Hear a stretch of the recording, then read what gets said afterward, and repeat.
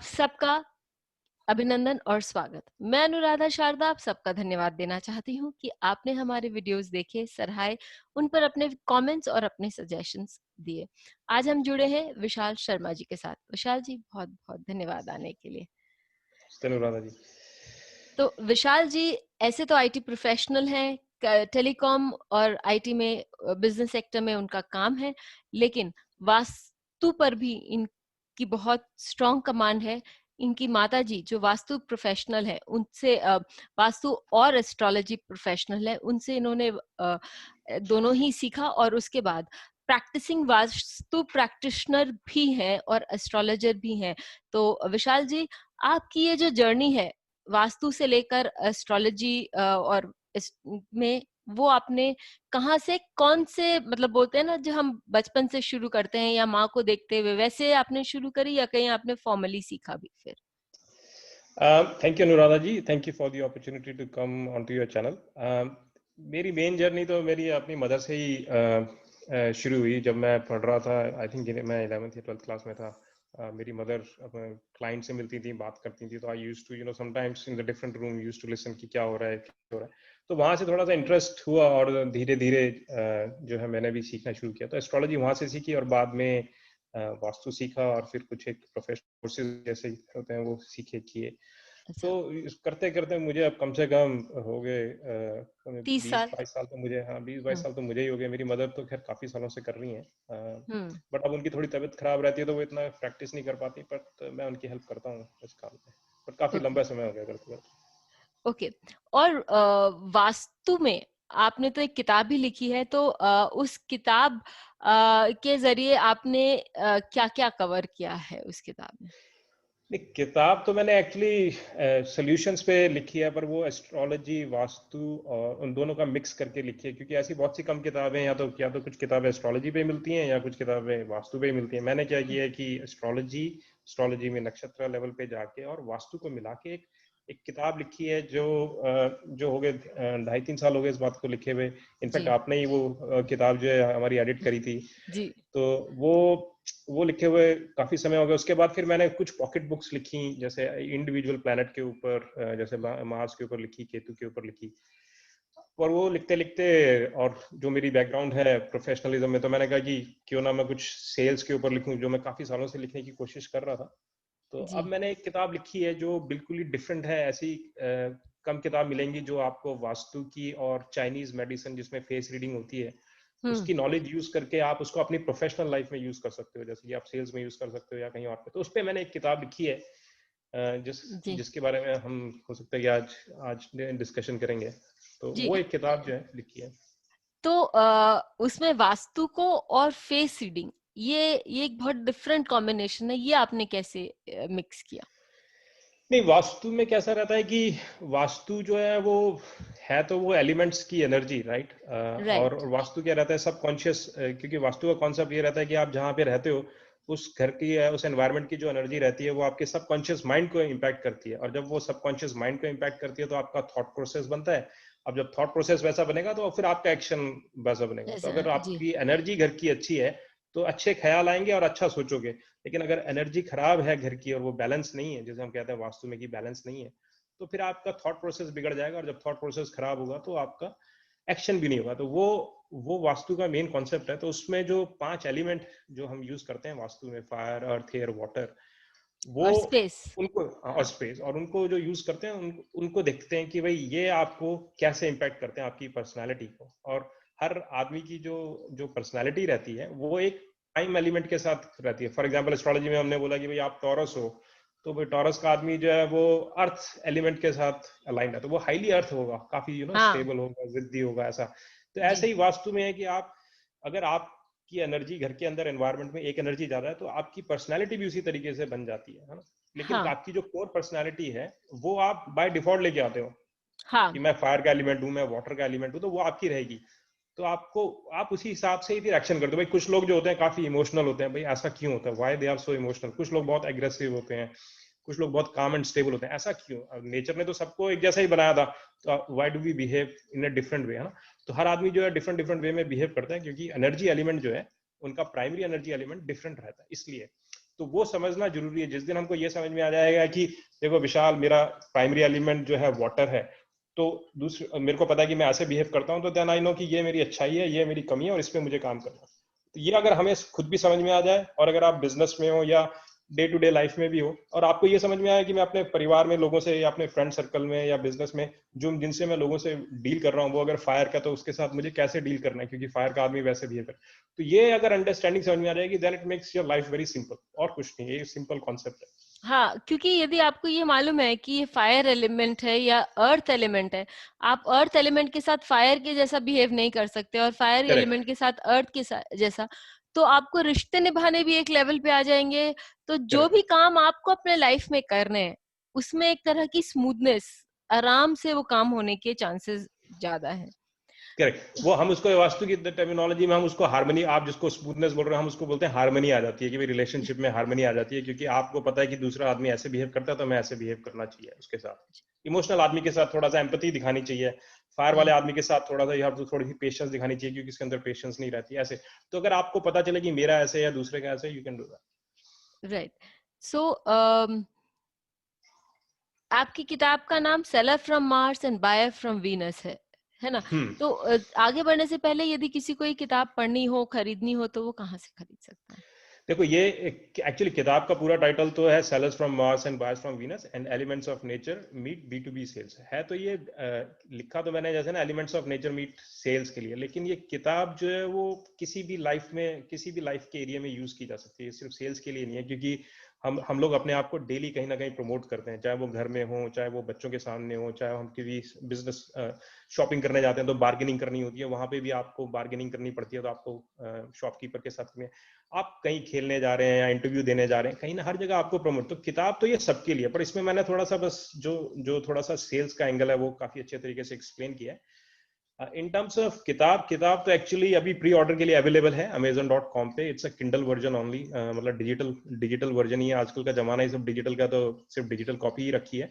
जी, तो किताब आएगी नवंबर में, बट प्री ऑर्डर के लिए अवेलेबल है। तो anybody can go to amazon.com, और अगर इंडिया में है तो amazon.in पे जाके किताब अभी प्री ऑर्डर के लिए अवेलेबल है।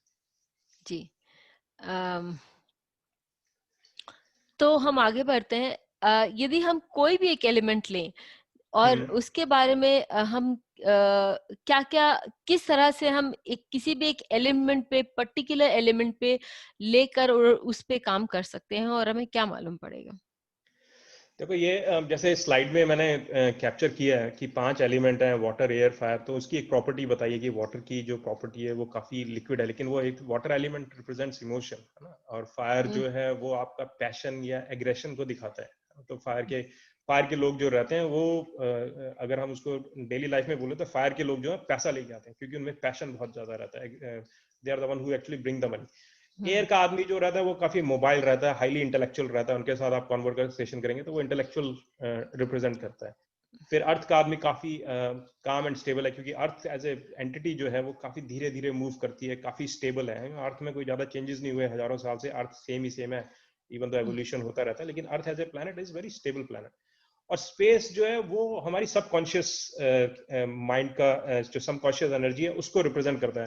तो अगर आप एस्ट्रोलॉजी से देखोगे तो एस्ट्रोलॉजी में सिर्फ 4 ही एलिमेंट है, fire, earth, air, water. Space as a element है नहीं, क्योंकि वो बियॉन्ड दी अर्थी प्लेन है या बियॉन्ड दी मटेरियल वर्ल्ड है, तो वो सबकॉन्शियस नेचर, इसलिए उसको कोई जोडियक नहीं मिला, कोई प्लैनेट नहीं मिला। हाँ, बट द ईथर को हम, entire zodiac is based in space. Correct, तो उसको हम, even though it is represented by Jupiter, Jupiter. But it is here in this concept of vastu में। जब हम कहते हैं तो हम वास्तु में उसको फिफ्थ एनर्जी बोलते हैं। और सिमिलरली अगर आप इसको फेंगशुई में देखेंगे तो इसको मेटल के नाम से जानते हैं जी, फेंगशुई में। जी, हाँ, और एयर को वो लोग प्लांट और वुड कहते हैं, क्योंकि प्लांट से ही जो है एयर बनती है ना, प्लांट जी, जो है वो। तो ये इनकी 5 की मतलब जो एनर्जी है। फिर इनके हिसाब से आप ये देख सकते हैं कि ये किस किस सीजन को रिप्रेजेंट करते हैं, जैसे विंटर हो गया, स्प्रिंग हो गया। इनकी एनर्जी मूवमेंट कैसी है, जैसे फॉर एग्जांपल फायर की एनर्जी मूवमेंट जो है, फायर हमेशा ऊपर से आगे बढ़ती है ऐसे, जी, और वाटर जो है ऊपर से नीचे गिरता है। तो जी, वाटर का आदमी क्या रहता है कि कभी भी लाइफ में बढ़ नहीं पाता, इतनी राइज नहीं कर पाता, क्योंकि वाटर की डाउनवर्ड मूवमेंट रहती है हमेशा। तो वो पास्ट में जा जाके देखता रहता है, हमेशा पास्ट में ही रहता है। That person is always living in the past, वो कभी ऊपर आगे नहीं सोच पाता। वाटर के आदमी के साथ प्रॉब्लम है, लेकिन फायर का आदमी को, चूंकि फायर ऊपर बढ़ती है तो फायर का आदमी को लाइफ में बहुत जल्दी रैपिड बनना है। तो ये जो एट्रीब्यूट्स हैं, फॉर एग्जांपल जो यहाँ मैंने दिखाया, डायरेक्शंस भी बताई हैं कि भाई ये एलिमेंट फायर का आदमी है तो उसके लिए जो है आपकी साउथ डायरेक्शन है। तो आप देखना कि आप जिसका फायर एलिमेंट प्रोमिनेंट है तो उनका घर भी जो होता है वो उनको साउथ फेसिंग मिलेगा ओके, ज्यादातर, जिनका फायर प्रोमिनेंट होगा, या जिनका ओके, वाटर प्रोमिनेंट होगा उनका नॉर्थ फेसिंग घर मिल जाए ऐसे, या उनका नॉर्थ अच्छा बना हो ऐसे। तो ये एट्रीब्यूट्स बताए हैं कि भाई आप ये इनका एनर्जी है, ये इनकी रिप्रेजेंटेशन है। फिर इनकी शेप भी है, जैसे वेवी है, ट्राइंगल बताया फायर के लिए, स्क्वायर बताया जैसे अर्थ के लिए, हाँ, सर्कल बताया ईथर के लिए। तो ये इनके शेप है। फिर टाइम है, वाटर के लिए पास्ट बताया, कलर बताया, ब्लू बताया। तो ऐसे अगर ये एट्रीब्यूट्स अगर पता हो, जैसे हम एस्ट्रोलॉजी में देखते हैं कि नक्षत्र का अगर एट्रीब्यूट पता हो, प्लेनेट का एट्रीब्यूट पता हो, तो आप बड़ी आसानी से प्रिडिक्ट कर सकते हो कि इस आदमी का बिहेवियर कैसा है, या ये आदमी के लिए रेमेडी अगर मैं बनाऊं तो वो एट्रीब्यूट यूज करके मैं रेमेडी का सोल्यूशन बनाऊं। सिमिलरली वास्तु में भी यही है कि अगर आपको ये एट्रीब्यूट्स पता है तो देन यू कैन एक्चुअली से कि जो जो दूसरा आदमी है या आप जो आप कैसे बिहेव करोगे। और वो फिर बिहेवियर हर जगह यूज होता है, आप चाहे घर में यूज करो, चाहे वो प्रोफेशनल लाइफ में यूज करो, या बाहर किसी और बिजनेस में यूज करो। जी। ये बेसिक कॉन्सेप्ट है। तो यदि हम लोग कोई एक पर्टिकुलर फेस टाइप के बारे में बात करें, कि कि उससे हमको क्या मालूम पड़ेगा और हमारा बिहेवियर उस अर्थ टाइप या फायर टाइप या वाटर टाइप के प्रति किस तरह का होना चाहिए, जिससे कि जो भी रिलेशन है वो अच्छा हो पाए और हम हमारा काम भी अच्छे से हो पाए। It's a two way relationship और दोनों जन प्रॉफिट करें उससे। करेक्ट। तो जैसे आपने ये स्लाइड में देखा है ना, ये एक एट्रीब्यूट बताया है कि एक ये एट्रीब्यूट बताया है कि इस एलिमेंट के लिए ये जो फेस है, ऐसा फेस आदमी का दिखेगा। अगर वो वाटर का एलिमेंट है तो उसका थोड़ा सा राउंड फेस होगा, और अगर वो अर्थ का एलिमेंट है तो उसका स्क्वेयरिश फेस होगा, और अगर वो फायर का है तो या तो ट्राइंगल रेक्टेंगुलर होगा, सॉरी ट्राइंगल होगा, या वो ट्रेपेजॉइड होगा। ऐसी स्पेस के लिए, मेटल के लिए ओवल होगा। तो इसका एक एग्जाम्पल है, जैसे अगर हम नेक्स्ट स्लाइड में जाएंगे तो एक एग्जाम्पल दिखेगा। तो जैसे मैंने ये यहाँ पे रखा है, और मैंने मोदी जी का नाम इसलिए रखा है क्योंकि सबको इंडिया में, इनफैक्ट ग्लोब में सबको मालूम है कि प्राइम मिनिस्टर हैं। तो जैसे सैंड्रा बुलक है यहाँ पे, ठीक है। तो मोदी जी का नाम इसलिए रखा है कि अगर अर्थ के एलिमेंट को अगर हम ध्यान से देखें तो मैंने लिखा है काम है, स्टेबल है, लेकिन अर्थ का आदमी रिलेंटलेस होता है, काफी ज्यादा जो है ना हार्ड वर्किंग होता है। तो आप अगर मोदी जी का, अगर आप प्राइम मिनिस्टर का देखेंगे तो वो हमेशा ये अपने आप को बताते हैं कि मैंने 365 डेज काम किया है, 24/7, एक दिन भी छुट्टी नहीं ली है। ही इज हाँ, वर्किंग रिलेंटलेसली। तो ये एक अर्थ की एलिमेंट की एक एट्रीब्यूट है कि ऐसा आदमी रिलेंटलेस अनयील्डिंग एफर्ट होता है, उसको इतनी इतनी मेहनत करता है कि आप दूसरा कोई एलिमेंट ऐसा है नहीं कि जो इतनी एफर्ट कर सके। तो उसको पहचानने के लिए यहाँ पे एट्रीब्यूट्स, जैसे हमने बताया कि बॉडी के लिए वेल बिल्ड बॉडी होती है, स्क्वेयरिश फेस होता है। तो आप अगर स्क्वेयर फेस देखेंगे तो उनका जॉ जो होता है, जैसे अगर ये सैंड्रा बुलक के केस में और